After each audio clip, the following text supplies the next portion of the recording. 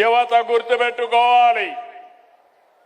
మీరు కష్టపడ్డారు, లక్షల మంది పరీక్షలు రాశారు. అంత మనువు చెప్పారు జాబ్ క్యాలెండర్ ఇస్తామని. జాబ్ క్యాలెండర్ ఇవ్వలేదు కదా, నిరుద్యోగులకు దగా చేశారు. నేను వచ్చిన తర్వాత ఉద్యోగాలు ఇస్తామని ఉద్యోగాలు ఇచ్చాం. మళ్ళీ ఈ సంవత్సరం కూడా జాబ్ క్యాలెండర్ ఇచ్చాం. ఇది చూసిన తర్వాత భయపడిపోయి ఏం చేయాలన్న దిక్కుదోచకుండా అతని చరిత్ర, గొడ్డలి పార్టీ చరిత్ర మీరు చూస్తుంటారు. అన్ని తప్పుడు ప్రచారాలు, నేరాలు, ఘోరాలు చేసి ఎదుట వాళ్లపైన వేసే పరిస్థితి.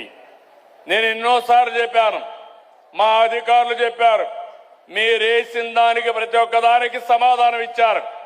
మీరు ఇప్పుడు చేయాల్సింది, మీకు రాజకీయాలు చేసే అర్హత కావాలంటే మీరు స్పష్టంగా చెప్పాలి, ప్రజలకు అపాలజీ చెప్పాలి, నిరుద్యోగుల్ని క్షమించమని మీరు చెప్తే తప్ప మీరు ఈ రాష్ట్రంలో మనుగడ సాధించడానికి వీలు లేదని మరొకసారి మీ అందరి ద్వారా విజ్ఞప్తి చేస్తున్నా.